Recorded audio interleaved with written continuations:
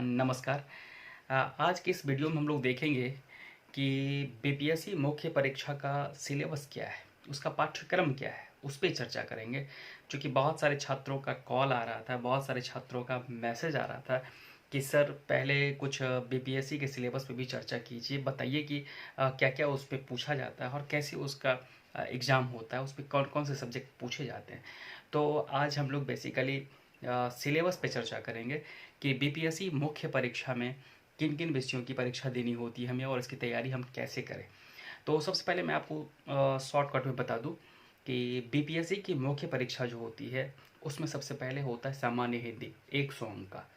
पहला जो पेपर होता है वो सामान्य हिंदी 100 अंकों का होता है, जिसमें कि हमें सिर्फ पास मार्क्स 30 लाने होते हैं। उसके बाद दो पेपर सामान्य अध्ययन के होते हैं, पेपर फर्स्ट और पेपर सेकंड। वो 300 अंकों का होता है। और चौथा जो पेपर होता है वो आप विषय कोड 4 से लेकर के विषय कोड 37 तक जो विषय दिए हुए होते हैं, कई विषय होते हैं जिसमें हिंदी साहित्य हो सकता है, आपका एलएसडब्ल्यू हो सकता है, हिस्ट्री हो सकता है, ज्योग्राफी हो सकता है, दर्शन शास्त्र हो सकता है, गणित हो सकता है। वो सारा टॉपिक्स दिए हुए हैं, उसमें से किसी एक विषय को आपको लेना होता है जो कि 300 अंकों का होता है। इस प्रकार से आपने देखा 100 का सामान्य हिंदी होता है, उसके बाद 300 अंकों का सामान्य अध्ययन पेपर फर्स्ट होता है, और 300 अंकों का सामान्य अध्ययन पेपर 2 होता है, और 300 ही अंकों का एक वैकल्पिक विषय होता है जिसका कि आप चयन करते हैं। तो आज मैं इस वीडियो में सामान्य हिंदी के बारे में बताऊंगा कि सामान्य हिंदी में आप सामान्य हिंदी के क्या सिलेबस है और सामान्य हिंदी को कैसे आप पढ़ें। विषय छोटा है लेकिन बहुत ही महत्वपूर्ण है। अगर आप इसमें अनुत्तीर्ण हो जाते हैं तो आप जीएस में या फिर वैकल्पिक विषय में अच्छे मार्क्स भी ले आते हैं तो फिर आपकी वैल्यू ज़ीरो ही होती है। इसीलिए कई बच्चे जो है इस विषय का महत्व नहीं देते हैं, लेकिन थोड़ा सा मेहनत आप कर लेंगे तो इसमें भी अच्छे मार्क्स लाएंगे। तो आज का वीडियो बेसिकली हम सामान्य हिंदी पे बनाएंगे। फिर जो नेक्स्ट वीडियो आएगा वो जीएस फर्स्ट पेपर में भी आएगा कि उसमें कौन कौन से विषय पढ़ने हैं और कैसे पढ़ने हैं और किस बुक से आपको पढ़ने हैं, उस पर भी मैं चर्चा करूँगा। फिर नेक्स्ट वीडियो मैं बनाऊँगा कि सामान्य अध्ययन पेपर 2 में आपको कौन कौन सी बुक पढ़ने हैं, किस ढंग से पढ़ने हैं और कैसे आंसर राइटिंग करना है, उस पर भी मैं चर्चा करूँगा। और फिर जो नेक्स्ट वीडियो होगा वैकल्पिक विषय पे भी मैं बनाऊँगा। मैं हिंदी साहित्य पे पहले बनाऊँगा, फिर इतिहास पे बनाऊँगा, फिर कोशिश करूँगा आगे जो भी सब्जेक्ट है उस पर एक एक वीडियो बनाऊँ। लेकिन आज की इस वीडियो में मैं सामान्य हिंदी को मैं देखूँगा, क्योंकि वैसे भी कहा जाता है कि किसी भी बुक की अगर आपको विषय वस्तु की समझ हो जाती है तो आप उस पुस्तक को 50% समझ लेते हैं। इसी प्रकार किसी भी एग्ज़ाम को क्रैक करने के लिए सबसे पहले आपको उसके पाठ्यक्रम की जानकारी होनी आवश्यक है। आपको उसके सिलेबस को समझना बहुत ही ज़रूरी है। और सच में पहले सिलेबस को आप समझें और अच्छे ढंग से समझें। और मुझे पूरा उम्मीद है कि बीपीएससी क्रैक करना कोई बड़ी बात नहीं है। आप कर सकते हैं, क्योंकि आपके जैसे बच्चे बीपीएससी क्रैक करते हैं तो आप क्यों नहीं, व्हाई नॉट यू। तो आप भी कर सकते हैं। तो आज मैं सामान्य हिंदी के बारे में बताऊंगा कि सामान्य हिंदी है तो 30 ही मार्क्स का, लेकिन इसको हमेशा याद रखिएगा, ये आपके लिए इम्पोर्टेंट है। अगर आपको उसमें 29 मार्क्स आ जाते हैं तो फिर आप उधर टॉपर से भी 1 अंक ला के आप असफल हो जाएंगे। इसीलिए अगर आप टॉप करने की बात करते हैं, बीपीएससी में टॉपर्स बनने की बात करते हैं, तो फिर हिंदी में भी अधिक से अधिक मार्क क्यों नहीं। बेसिकली एक सोच होती है कि बिहार बोर्ड में ही जैसे देख लीजिए कि अंग्रेजी में पास मार्क्स है तो अंग्रेजी को छूते नहीं हैं बच्चे, उसका खामियाजा बाद में उस बच्चों को भुगतना पड़ता है। एक मेंटलिटी डेवलप हो जाता है। तो उस चीज़ को छोड़ करके अगर आप टॉपर्स बनना चाहते हैं तो हिंदी में भी आप अच्छे से अच्छे मार्क्स ला सकते हैं, थोड़ा सा मेहनत करके। आप 70 ला सकते हैं, 80 ला सकते हैं, 90 ला सकते हैं, और बेशक आएगा। तो आइए समझते हैं कि सामान्य हिंदी में क्या क्या मुझे पढ़ना है। सिलेबस में जो है सामान्य हिंदी को 4 भागों में बांटा गया है। सबसे पहले निबंध का पोर्शन एक है, दूसरा व्याकरण का पोर्शन है, तीसरा वाक्य विन्यास है और चौथा संक्षेपण। बस ये 4 ही चीज़ पूछे जाते हैं 100 मार्क्स में। 30 मार्क्स के निबंध पूछे जाते हैं, 30 ही मार्क्स के व्याकरण से पूछे जाते हैं, 25 मार्क्स यानी 25 मार्क्स का वाक्य विन्यास पूछा जाता है और 15 मार्क्स संक्षेपण पूछा जाता है। संक्षेपण के बारे में तो हम लोग 9th और एक चीज़, हाँ, और ये जो इसका जो स्तर होता है वो 10वीं वर्ग तक का ही होता है। बिहार बोर्ड का जो 10वीं की परीक्षा होती है उसी का स्तर होता है। अगर हम बीपीएससी कंप्लीट करने चले हैं, एसडीएम डीएम बनने, सॉरी डीएसपी बनने चले हैं, तो इतना तो नॉलेज होना ही चाहिए कि 10वें स्तर का व्याकरण की जानकारी मुझे होनी चाहिए। और मुझे पूरा उम्मीद है आज के बाद से, इस वीडियो के बाद से आप लोग इसमें 70+ नंबर लाएंगे, मुझे पूरा विश्वास है। तो मैंने बताया कि 30 नंबर का निबंध होता है और निबंध भी कोई टिपिकल नहीं होता है, रेगुलर होता है। मैंने पहले ही कहा था कि 10वीं स्तर की होती है। आपको पूछ दिया जाएगा कि आपका प्रिय कवि कौन है, आपकी प्रिय पुस्तक कौन है, प्रदूषण कौन है, इसको नोट कीजिए। प्रदूषण पे बहुत बार पूछा है, पर्यावरण प्रदूषण पे आपको निबंध पूछ देंगे, राष्ट्रभाषा और राजभाषा पे पूछ देंगे, मातृभाषा पे पूछ देंगे, दहेज प्रथा पे आपको निबंध लिखने के लिए कह देंगे। तो इस प्रकार से छोटे छोटे विषय होते हैं, विषय वस्तु होते हैं और उसी पे निबंध लिखना होता है। और मुझे पूरा 500 शब्दों में उस पर एक निबंध लिखनी होती है। और मुझे पूरा विश्वास है कि अगर आप लोग पिछले वर्ष के जो भी क्वेश्चंस है उसका अच्छे ढंग से आप लिख लेते हैं, अच्छे ढंग से पढ़ लेते हैं, तो आपके लिए कोई बड़ी बात नहीं होगी। 30 में 20 से 25 मार्क्स आसानी से आ जाएगा आपको। तो ये पहला भाग हो गया निबंध। दूसरा जो व्याकरण का पोर्शन है, व्याकरण के पोर्शन में जो व्याकरण के जो भी मुख्य टॉपिक है, जैसे संज्ञा है, सर्वनाम है, समास है। समास पे सबसे अधिक बार पूछा गया है। समास है, विशेषण है, क्रिया है, अव्यय है, उसका आपको परिभाषा बोल देगा कि आप इसकी परिभाषा, सोदाहरण परिभाषा लिखें। और ये आसान है, सिंपल है ये टॉपिक। पास ये गिन चुन के 5 टॉपिक्स है। आप संज्ञा जान लीजिए, सर्वनाम समझ लीजिए, समास समझ लीजिए, विशेषण समझ लीजिए, अव्यय समझ लीजिए, आखिर ये क्या है, उसकी परिभाषा क्या है और उसके प्रकार कितने हैं। 1-2 उदाहरण के साथ उसको समझ लीजिए, कोई बड़ी बात नहीं है, उसमें आप आसानी से कर लेंगे। तीसरा जो टॉपिक है वाक्य विन्यास, जो कि 25 मार्क्स का पूछा जाता है। उसमें आपको कुछ शब्द दे देंगे, वाक्य दे देंगे कि उस वाक्य को शुद्ध करें।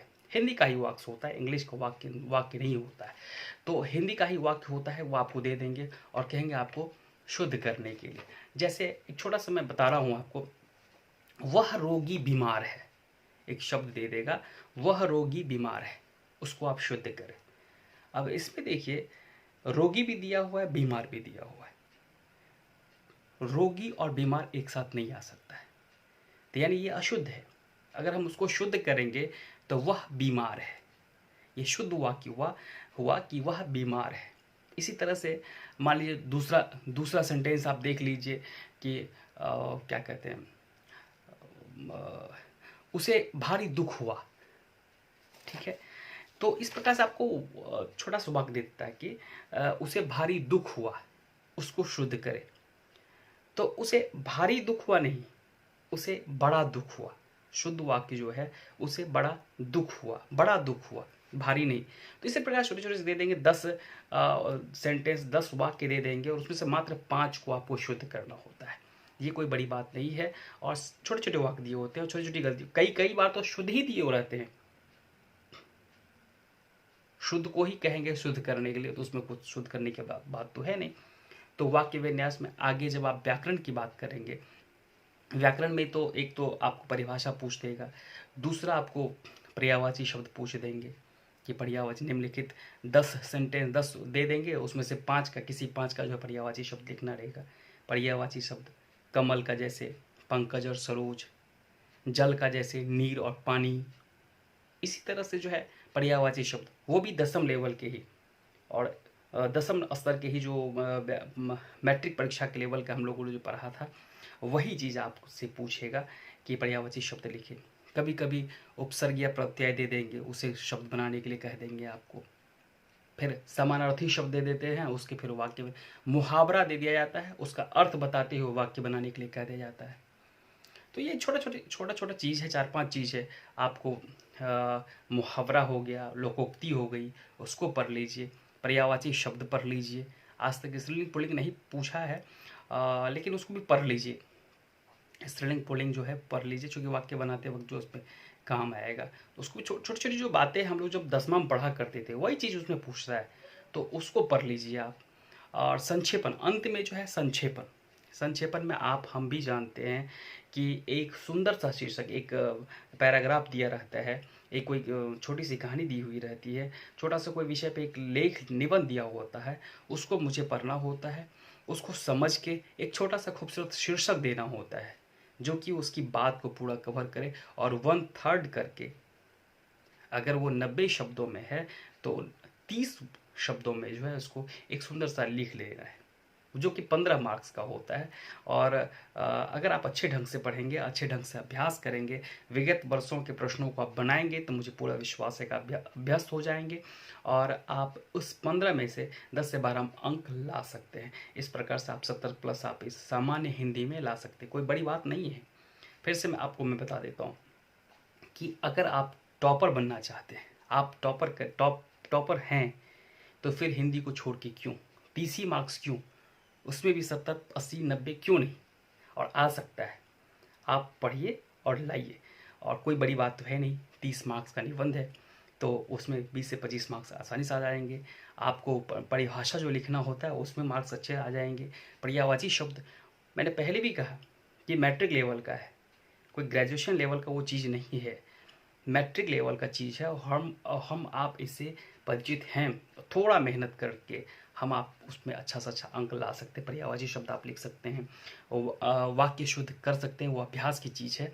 थोड़ा बहुत आप अभ्यास करेंगे तो आपको खुद आ जाएगा, खुद ब खुद समझ में आ जाएगा कि कौन से वाक्य अशुद्ध है और कौन से वाक्य शुद्ध है, तो वो आप कर सकते हैं। फिर आप जो है मुहावरा जो होता है उसको आप पढ़ लें, उसको आप समझ लें, और उससे भी आपको जो है अच्छे मार्क्स 10 में से 5 बनाना होता है मात्र। उपसर्ग और प्रत्यय है, उससे आप अच्छा कर सकते हैं, संक्षेपण से अच्छा कर सकते हैं। तो मिला जुला के आप सामान्य हिंदी में जो ये 4 पोर्शन है, निबंध का पोर्शन आप इसमें अच्छा कर सकते हैं, व्याकरण का जो पोर्शन है उसमें आप अच्छा कर सकते हैं, उसके बाद वाक्य विन्यास का जो पोर्शन है उसमें आप अच्छा कर सकते हैं, और संक्षेपण का जो पोर्शन है उसमें तो आप अच्छा कर ही सकते हैं। तो इस प्रकार से मुझे पूरा विश्वास है कि आपको मैंने जो बताया कि बीपीएससी मुख्य परीक्षा में जो सामान्य हिंदी जो 100 मार्क्स का पूछा जाता है, और उसमें सिर्फ पास मार्क्स मुझे लाना होता है, उसकी जो विषय वस्तु है, सिलेबस है, आप अच्छे ढंग से समझ गए होंगे। और अच्छे ढंग से, और इसके लिए मैं बुक प्रेफर करूँगा कि कोई बड़ी सी व्याकरण की बुक नहीं लेनी है, वृहद व्याकरण की बुक नहीं लेनी है। 8वां या 9वां या 10वां की जो भी व्याकरण, मैं वचनदेव कुमार का मैं सजेस्ट करूँगा। एक वचनदेव कुमार की 2 बुक आती है, एक वृहद आती है, एक बच्चों के लिए आती है। बच्चे वाली आप ले लीजिए, बहुत ही अच्छी बुक है। आप उसको संडे को देखेंगे, 1 घंटा 2 घंटा देख लेंगे उसको, हनुमान चालीसा की तरह उसको बार बार देखते रहेंगे, तो मुझे पूरा उम्मीद है कि परीक्षा दिन आपको कुछ विशेष पढ़ने की आवश्यकता नहीं है, और परीक्षा दिन कुछ विशेष करने की ज़रूरत नहीं है, और आपको अच्छा से अच्छा मार्क्स इसमें आएगा। ज़्यादा भास्ट बुक नहीं लेने की आवश्यकता है, बस वचनदेव कुमार की आप ले लीजिए, बच्चों वाली, और उसको पढ़िए अच्छा से, और अच्छा मार्क्स आएगा, मुझे पूरा विश्वास है। अंत में मैं आपको इस सकारात्मक संदेश के साथ छोड़ जाता हूँ कि जो अपनी कदमों की काबिलियत पर विश्वास रखता है, वही एक दिन अपनी मंजिल को पाता है। Thank you, best of luck.